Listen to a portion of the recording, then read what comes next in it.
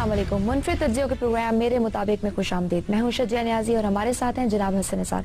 हसन साहब, एक खबर नजरों से गुजरी, यकीनन आपने भी पढ़ी होगी। पंजाब की 99% दही आबादी गंदगी में है, कूड़ा करकट ठिकाने लगाने की सहूलत भी नहीं है। देखें, पंजाब की 99% आबादी, जी अच्छा, इसमें एक अहम सवाल ये है, अहम तरीन बात ये है कि कितने फीसद लोग देहात में रहते हैं। तकरीबन 65 से 70%। 65 से 70% के लगभग आबादी हमारी देहात में रहती है, और वो 99%, यानी आप यूं समझ लें कि 60% आबादी पंजाब की गंदगी के ढेरों पे पल रही है। ये कॉकरोच हैं, ये इंसान नहीं हैं जो गटर्स में खुश हैं। और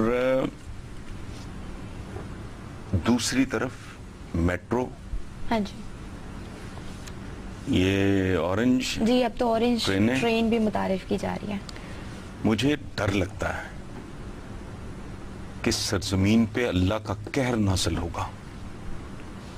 यानी अगर आपकी 60-65% आबादी जानवरों से बदतर माहौल में रह रही है, उसकी वजह आपको पता है। मैं चूंकि पेट्स रखने का शौकीन हूं, और अगर ना भी होता तो बंदा सारी जिंदगी देखता है कि लोग जानवर पालते, पेट्स रखते हैं।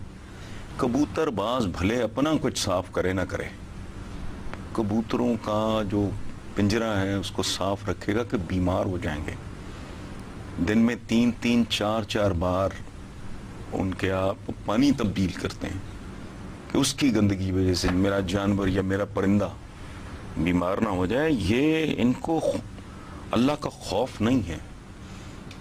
और मुझे यकीन है कि इन्हें यकीन है कि यौम हिसाब नहीं है, वरना रब्बुल इज्जत पूछेगा कि मेरे 60-70% बंदों को तुमने जानवरों की तरह, बल्कि उनसे बदतर हालात में रखा, और तुम दूसरी तरफ लोगों के पैसे से मेट्रोज एंड ये ऑरेंज। ये देखें, इस मुल्क में बुनियादी तौर पे कोई पूछने वाला है नहीं, वरना सिंपल बात कर रहा हूं मैं, कोई फलसफा बयान कर रहा हूं।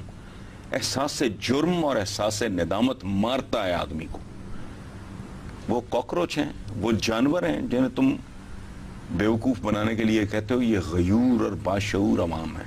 99%, हम अखबार की खबर की बात कर रहे हैं, मैंने भी पढ़ा, हाँ जी, वो गंदगी के ढेरों पे पल रहे हैं। सो ये है कूड़ा करकट फेंकने की जगह नहीं है। अच्छा, लोड शेडिंग की मैं बात करना चाहूंगी। ये मसला ऐसा है जो हल होने का नाम देखो, बात सुनो, ये होना भी नहीं इनसे, ये झूठे हैं। इन्होंने 2.5 साल पहले ये कैंपेन में कहा था 6 महीने में, अब ये कह रहे हैं कि काफी हद तक हो जाएगा 2018 में। जी, ना होने के बराबर। इनका नहीं, एक बात समझ लो, ये चीजें होती हैं कंसर्न से, इसके लिए कुछ सुकरात होना जरूरी नहीं है। जब ये ड्रामा कर रहे थे मीनारे पाकिस्तान के नीचे ना, वो क्या पंखे चला रहे थे, वो वक्त था होमवर्क का। 6, 8, 10, 12 एक्सपर्ट्स बिठाते और उन्हें कहते हैं कि भाई हमें 6 महीने में, 8 महीने में, 10 महीने में इस मसले का हल बताओ। उसके एस्टिमेट्स लगते, क्या होना है, कैसे होना है। मैं तो जाहिल आदमी, मैं तो ये काम नहीं जानता। और इनके पास ये होमवर्क इन्होंने किया होता तो जिस दिन ये इक्तदार में आए थे, अगले दिन उस पे अमल काम शुरू हो जाता। लेकिन चूंकि ये बुनियादी तौर पे ड्रामे, ये नॉन सीरियस लोग हैं, ये लोगों को अट्रैक्ट करना, उनसे मैंने कहा था कि वोट लेकर नहीं, ये वोट लूट कर, वोट छीन कर आते हैं। अदरवाइज अगर इस वक्त उन्होंने, और बात सुने, मैंने कहा ना, लैक ऑफ कंसर्न, हम जैसी कौमों की बर्बादी के पीछे लैक ऑफ कंसर्न ही है बेसिकली। उसकी एक मिसाल देता हूं। एम्बुलेंस और फायर ब्रिगेड इंसानों की जिंदगियों के लिए बहुत बेसिक किस्म की चीजें हैं ना। आपको पता है कि पहला फायर ब्रिगेड और पहला ये एम्बुलेंस ये बग्गियों पे हुआ था। अच्छा, इंजन की इजाद से पहले बग्गियां तो बड़े सगीर में भी थी। हमारे हुक्मरान तब भी इतने बेशर्म और ढीठ थे कि उन्हें ख्याल नहीं आया कि ये बग्गियां जिन पे हम राइड लेते हैं, ان کو ان کاموں کے لیے بھی. یہ مائنڈ سیٹ ہے. تو یہ اس وقت پکھیاں جل رہے تھے, ڈرامے کر رہے تھے, وہ وقت تھا کام کرنے کا. اب تک ہو گیا ہوتا سارا کچھ اگر انہوں نے ہوم ورک کر کے تیار بیٹھے ہوتے. ادھر حلف اٹھایا, اگلے گھنٹے کام شروع کرو, سال کے اندر اندر سارا ٹنٹا ختم ہو جاتا. لیکن نہیں, ان کی وہ جو خواجہ آصف کہتا تھا کہ یہ نیتوں کا مسئلہ ہے. اس کا مطلب ہے کہ یہ بد نیت تھے. وہ کہتا نا کہ یہ تو پرابلم ہی کوئی نہیں ہے. خواجہ آصف کو کوٹ کر رہا ہوں, یہ تو نیتوں کا مسئلہ ہے جی. نیت ٹھیک ہو تو لوڈ شیڈنگ یوں ہو جائے گی. اب سناؤ. چھوڑو, جھوٹ کا کاروبار ہے. وقت ہوئے یہاں ایک چھوٹی سی بریک کا. دیکھتے رہیے میرے مطابق.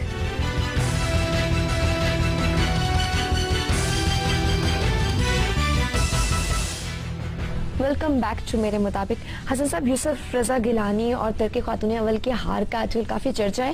آپ نے اپنے کالم میں بھی لکھا ہے کہ مغرب کے حکمرانوں کی عورتوں نے تو زیور کی تعریفیں بدل دی ہے. زیور کی تعریف ایک تو یہ ہے, دیکھو پہلی بات تو یہ ہے کہ عالم اسلام کے حکمرانوں کو دیکھو جی, یہ بیمار ہیں, یہ ذہنی مریض ہیں. سلطان ایک, کیا نام لینا میں, اس کی گاڑیوں پہ ڈائمنڈز لگے ہوئے. زین العابدین گیا, پتہ نہیں کتنے من یا کتنے ٹن سونا. حسنی مبارک, یہ جب مارا گیا معمر قذافی, اس کے ہاتھ میں جو ویپن تھا جی, وہ گولڈ کا تھا, سونے کا. یہ مریض لوگ ہیں. عرب شہزادوں کا کی وجہ شہرت کیا تھی؟ کیسینوز میں بڑی بڑی ٹپس دینا اور کروڑوں ڈالر کی ہار جیت جوئے خانوں میں. کیا لوگ ہیں ہم؟ کس ٹائپ کے حکمران ہیں ہمارے؟ کبھی سنا آپ نے اس طرح کا مرض کسی ویسٹ کے کسی ان کی عورتوں کو؟ ان کی جو لیڈرز ہیں جی, مارگریٹ تھیچر یاد کرو, اینجلا مرکل جو جرمنی کی ہیں, ہیلری کلنٹن ہے, مشیل اوباما ہے, Condoleezza Rice. Just try to recall. کبھی کوئی جولری شولری؟ نو. ہمارے حکمران ان کی عورتوں سے بھی گئے گزرے ہیں. ان کو جنون کی حد تک نا سونے کا, دولت اکٹھی کرنے کا شوق ہے. اور یہ جو میں نے یہ یوسف رضا گیلانی کو یہ جچتی تھی یہ بات, بندہ کیسا لگتا ہے. میں لفظ بھی استعمال نہیں کرنا چاہ رہا کہ آپ کو سیلاب متاثرین کے لیے ملنے والا تم اٹھا کے گھر لے گئے ہو. اچھا, اور کمال دیکھو جی, جس کا بہار تھا اس کا اپنا شوہر استنبول کی گلیوں میں شربت بیچتا تھا, جو بری بات نہیں ہے. وہ سب سے بڑے منصب پہ پہنچا اپنے ملک میں, اور ترکی کے اخبارات ان کی کرپشن کی داستانوں سے بھرے پڑے ہیں, اور وہ بے تحاشا دولت مند. اب یہ عالم اسلام کا پرابلم ہم سے زیادہ ہمارے حکمران ہیں. یہ پورے عالم اسلام کو سوچنا ہوگا, یہ تکلیف دہ بات ہے. ہمارے ہاں تو زیور کا میں نے جو لکھا ہے نا, ڈیفینیشن بدل دی ان کی عورتوں نے. انہوں نے محنت کو زیور بنایا, انہوں نے کمٹمنٹ کو, کریٹیوٹی کو, تعمیر کو, کچھ بلڈ کرنے کو, کچھ بنانے کو, ہارڈ ورک کو, ان چیزوں کو زیور. اس سے خوبصورت بنتا ہے آدمی. یہ جو چوڑیاں اور کڑے اور نیکلس, یہ انسانوں کے نہیں, یہ جانوروں کے شوق ہیں. ہماری بدنصیبی دیکھو کہ ہماری لیڈرشپ کا حال یہ ہے.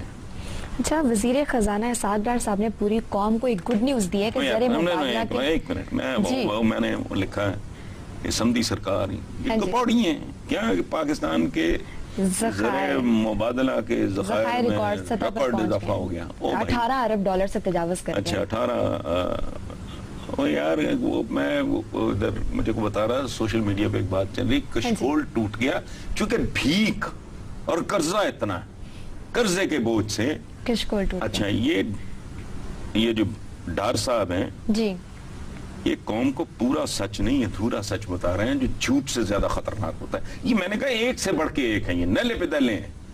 یہ نہیں بتا رہا وہ کہ 70 کروڑ 60 لاکھ ڈالر کا مزید قرض قوم کی گردن پہ تم نے چڑھا دیا ہے.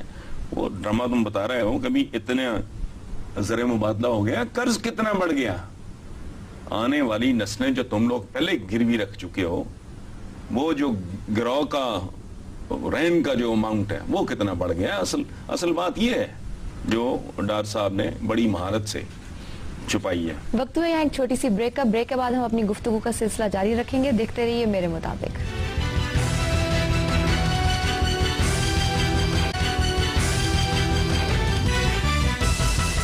میرے مطابق میں ایک بار پھر خوش آمدید.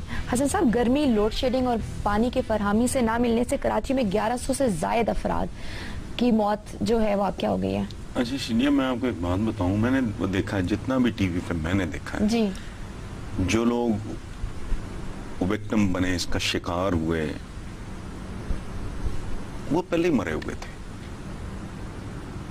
وہ ان کے چہروں اور جسموں کی ایک ایک نا اور پہ لکھا تھا کہ یہ غربت اور کم خوراکی کا شکار ہیں. پریکٹیکلی سچی بات ہے, وہ زندہ لاشوں سے بڑھ کے کچھ نہیں تھے. وہ سانس لیتی ہوئی لاشیں تھیں جو یہ جھٹکا برداشت نہیں کر سکی. جو میں کہتا ہوں کہ آئین بے معنی چیز ہے, بنا دی. آئین کے بارے میں ایک زمانے میں سوچتا تھا کہ ضیاء الحق کا تبصرہ بہت گھٹیا تھا. اب میں سمجھتا ہوں کہ اس آئین کے بارے میں ضیاء الحق کا تبصرہ ہی بہترین تبصرہ تھا. ضیاء الحق نے کہا تھا کہ یہ کیا ہے, چند کاغذوں پہ مشتمل ایک چیتھڑا, اچھا, جس کی توہین اور تذلیل ہو قدم قدم پہ. یہ کہتے ہیں نا آئین بڑا مقدس ہے. جی, ان کے لیے مقدس ہے چونکہ ان کو مقدس بناتا ہے. ادروائز جہاں تک عوام کے حقوق کا تعلق ہے اس کتاب میں, اس کی تو ایک شک پہ یہ تھوکنے کو بھی تیار نہیں. پچھلی بار پڑھا تھا, جی, اس دفعہ بھی لوگوں نے آرٹیکل 38, ٹھیک ہے, ہاں جی, لوگوں نے کہا تو لوگ سن لیں. آرٹیکل 38 عام آدمی کے معیار زندگی کو بلند کر کے دولت اور وسائل پیداوار اور اس کی تقسیم کو چند اشخاص کے ہاتھوں میں اس طرح جمع ہونے سے روک کر کہ اس سے مفاد عامہ کو نقصان پہنچے. وجہ کیا ہے؟ اسلام کا معاشی نظام بیسیکلی کیا ہے؟ اسلام کا سیاسی اور معاشی نظام دو جملوں میں بیان کرتا ہوں. جی, یہ میں اکثر کہتا ہوں کہ انسانی معاشرہ انسانی جسم کی طرح ہے. طاقت یہ ہے سیاسی نظام.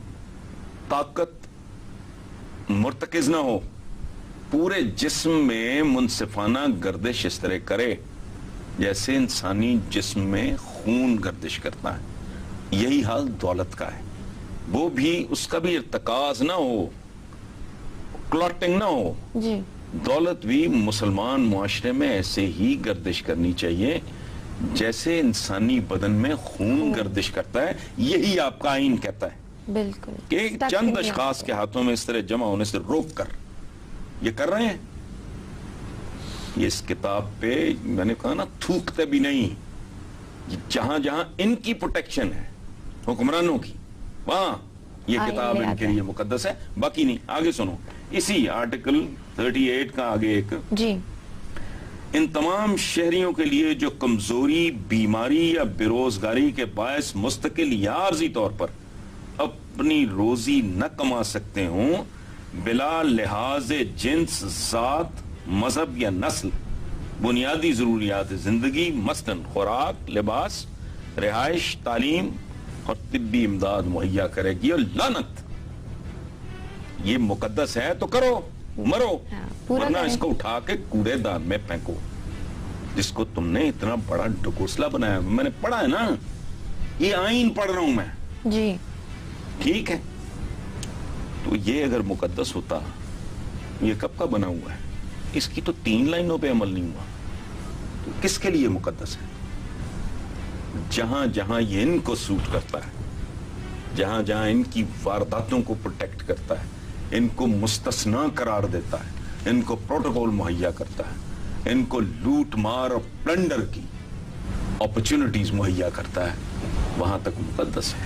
باقی بنیادی ترین باتیں آپ کے سامنے ہیں. میں آئین پڑھ رہا ہوں, سو اس سے آپ کنسیڈر ہی نہیں کیا جاتا. سب سوالات تو اور بھی بہت سے تھے, لیکن ہمیں اپنے پروگرام کا وقت ختم ہوا. وائنڈ اپ کرنے ہمیں اپنے پروگرام کو. اپنے دیکھنے والوں کو کہوں گی لکھنا نہ بھولیے MMR@geo.tv پر. اپنا بہت سا خیال رکھیے. اللہ حافظ.